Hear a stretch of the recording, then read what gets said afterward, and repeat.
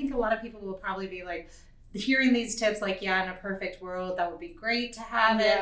But what I hear from a lot of what we're talking about is like, just set aside the day at the beginning of the year and then do a bunch of stuff. And then you may be pained for a minute, but dang, like when you can just like, and then you're like out networking. Make yourself your favorite cup of coffee or tea and just get it done. Plus it's January. It's cold. You know you're not going to go outside. So just get this all done. Yeah. Treat your business like your boo. Yeah.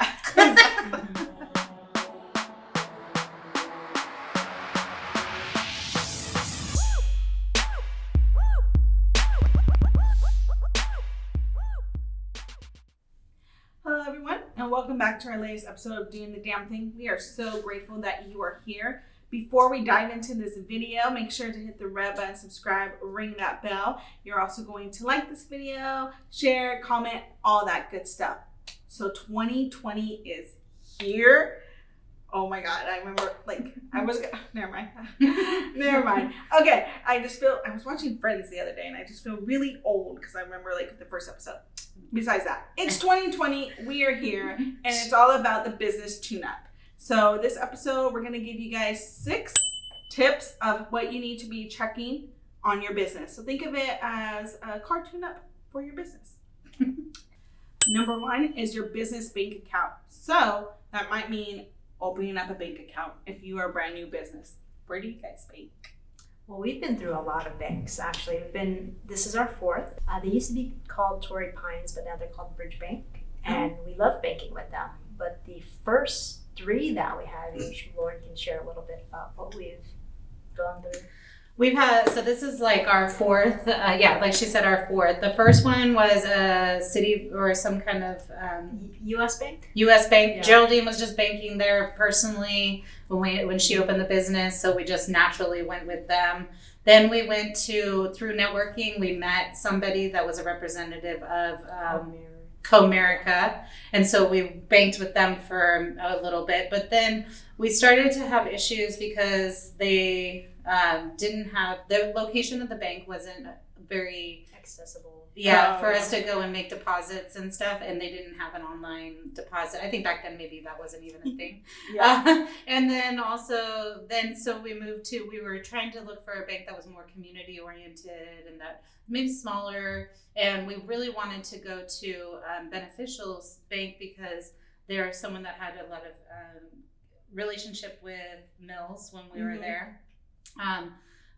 But we ended up going with Bridge Bank because the banker is a networker. She's out there always talking and talking about her customers. And then also just they specialize in nonprofit and in women-owned businesses. And actually we almost left them at one point because their online banking system was not great and it was inconvenient for us. But we shared that with the banker, and she told us that they were going to be updating it, and they did. So we actually stayed with them. So I'd say like the considerations and when you're looking for your bank is, because it is a pain to switch out the bank accounts, is like, who are the people that are working there? How accessible is it to you? Do you feel like they're going to listen to you and care about you, rather than like at the bigger banks when they don't care who you are. Like you're late, fine. Bye, Yeah, also fee structure is something to consider, because if you're paying every single month for a checking account that is still growing, or you're getting fees left and right for all these different things, it's not really practical, especially if you're having cash flow issues in the very beginning or at certain stages of your business. So that's definitely a consideration too. Yeah. Going off of that, so in the beginning for the magazine, we were like, do we need a business bank account? And then we started to grow, and so we got a business bank account. But we switched it over actually last year around this time. So it was New Year, and we were actually personally going to go to a different bank anyhow. And so we have USAA, so that's a credit union. And it was a lot just easier for us to switch everything completely over. So yeah, because it is a pain to do all of that. And it's also just helpful for your accountant during tax season if everything is like in one beautiful, nice bank account instead of having oh, here's my personal account, but here's some business expenses if everything is just in one spot. Yeah, and that's a good point that if you don't have a business account, you should get one because your finances should be separated. Yeah. Period. That's it. So yeah, also maybe looking at like loans that are available in different APR structures and different things like that. So yeah. When you're picking out your bank. Yeah. Okay.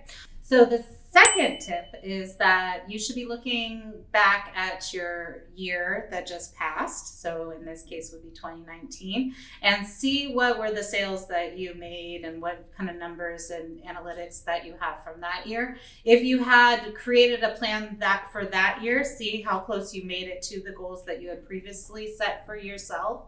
And then the next step is to actually make new goals. So if you made goals last year and they were very big and then they went out and you didn't reach them, then maybe you want to just scale it back a little. Of course, not limiting yourself, but enough so that you can kind of just readjust and feel like a winner. Sometimes it's helpful to get a good, great, and awesome goal. Yeah. And so I think that is a really important step, and I think that's probably more obvious than some of the other tune-up tips that we're going to give. But what about, do you guys set goals all the time for how, what's your habits? I mean, because it goes align with like, it's the new year, new you, you're making resolutions. So you still using that mindset and that energy to look at your future goals for your business.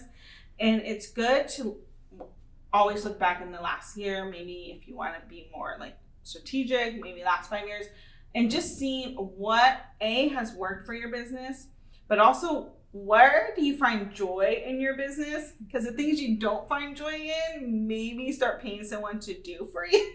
Especially if it's taking away from your money. Yeah, it's like, there's a lot of things I realize I'm like, I don't want to spend time or energy on that.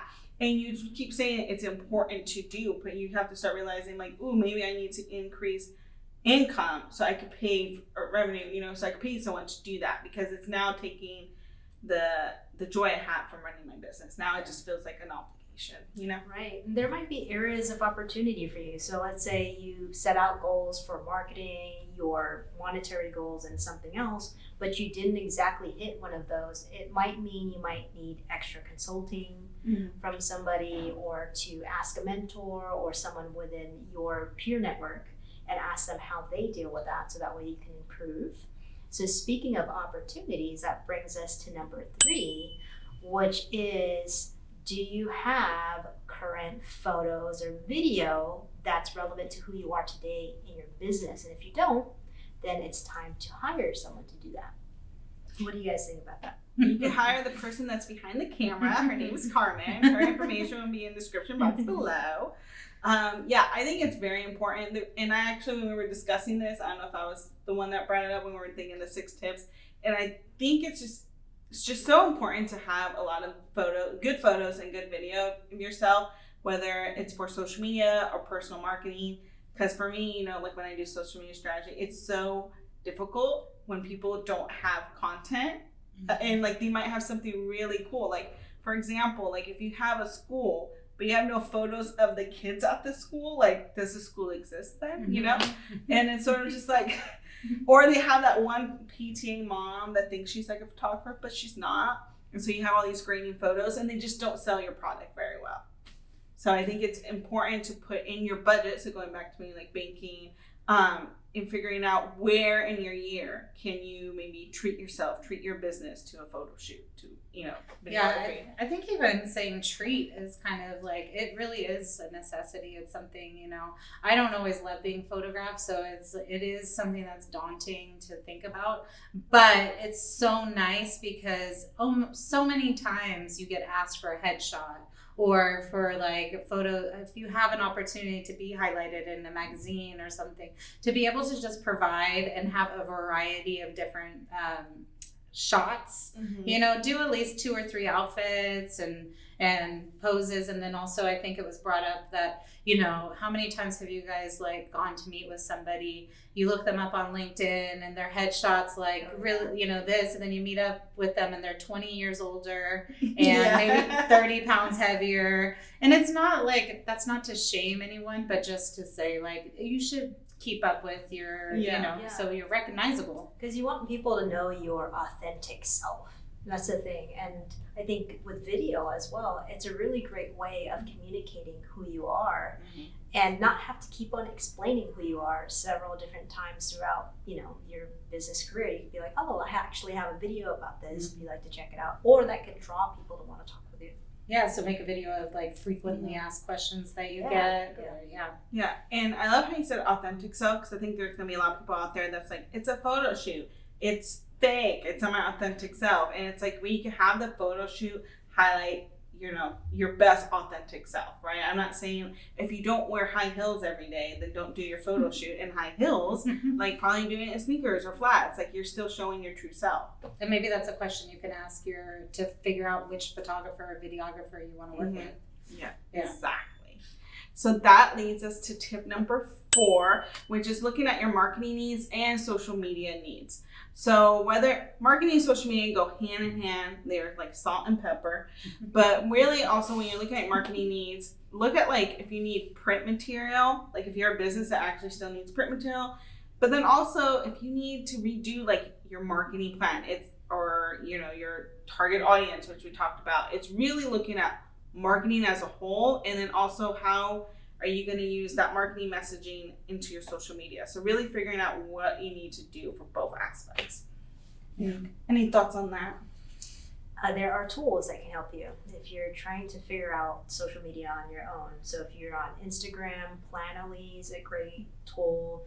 If you're on the other platforms, you can use Hootsuite. You don't have to remind yourself on your phone and then sit there and do the post. You could plan in advance. Yeah, I think that's so important, is to be able, and I think a lot of people will probably be like, hearing these tips, like, in a perfect world, that would be great to have it.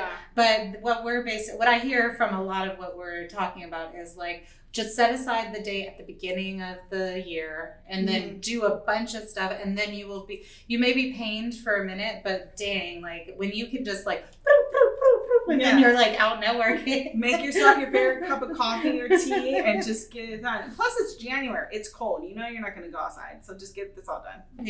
Treat your business like your boo. The next thing you want to do is that when people find you on social media, they're probably going to go to your link that's in your bio to check out your website. So make sure that your website actually represents the products, services, and who you are today, not who you are when you first did your website years ago. Exactly. And then also, side note, create a website if you don't have a website. Especially, and I know in this day and age, everyone wants to showcase their business on social media, which is great, but you still need a website for SEO reasons, and it just makes you look a little bit more, in my eyes, like authentic if you have a website. You're real. Yeah, you're a real person. Well, for that tip, the website cleanup, is that where, would I want to look at my SEO or things like that too? Or what other type of cleanup am I doing? Well, first is accuracy. So you want to make sure everything that it says is up to date and the photos are relevant to what you're saying. The next thing is you can look at your analytics. So Google Analytics or Google Web Search Console. Hopefully you had that installed into your website.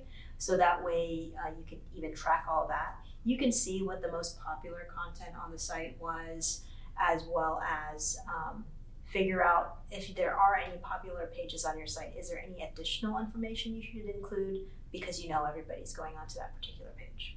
Are you, how do you know if you have Google Analytics in your website? Usually the person who set it up for you would have given you the information. If not, ask them. If you, what else can you figure this out? Well, because if you don't know who they are or where they are nowadays, because that's what we always say, web developers disappear a lot. Then what do? Call Geraldine. Call Geraldine, and she will help you to see if it's there. Yeah. And if you do have Google Analytics and are really confused about how to even read it, I have a link on my Instagram that has a video called How to Read Google Analytics, and it'll be on there. And also an easier way to find, so if you have Google Analytics, is if you have like a Gmail, like a business Gmail account, you could honestly just search in your search bar like Google Analytics, and then you could open it up and it will take you automatically, because you're already open into your Gmail account, the Google Analytics associated with that Gmail great. account. That sounds easy. Yeah. And so then you would know, like, and so if you don't know you have that and your website guy or girl like left you a long time ago, that's a pretty easy way to find it. Nice. Cool. Well, the sixth and final tip is collaborations. So you want to make a list of people that you want to collaborate with for the year. So, this is your time to kind of sit, rest, breathe. Again, look back on the year before. What networking events did you attend? Who did you meet? Maybe some of your colleagues that you're always saying, oh, we should collaborate. Let's do something. Let's make whatever it is. Maybe it's a video. Maybe it's an event. Look back, make a list of those people, and then set the dates up. So again, we're talking all about like just pre-planning. So even if it's going to be in April, call them up and say, hey, let's put this on our calendar, so that way that you can do it.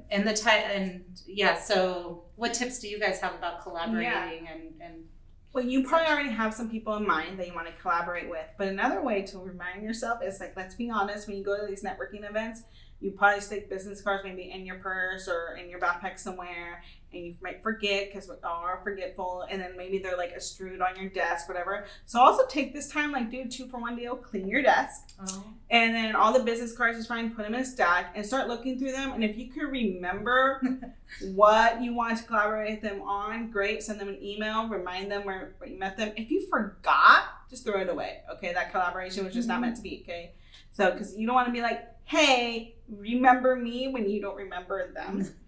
And then also, when you're collaborating with people and you're asking them to collaborate, have a very specific ask. Like, how do you envision that collaboration? Is it like just a coffee date and that's all you want to do? It's like, let's see how we can collaborate. But is it more of like, you want to do a video together, you want to do a photo shoot together, you want to maybe, if you're starting out, do like a trade for trade, like, I'll give you this and maybe you give me this. That's what I was remembering, things along those lines. And make sure, like, you try to find people to collaborate with that you get, like, you're aligned, with whether your business and also like the energies are there. Yeah, nothing worse than meeting with someone and be like, hey, let's collaborate, and you plan something but the vibe just isn't there. So make sure that they're wanting to collaborate with you too, and that you two have synergy in whatever that end goal is.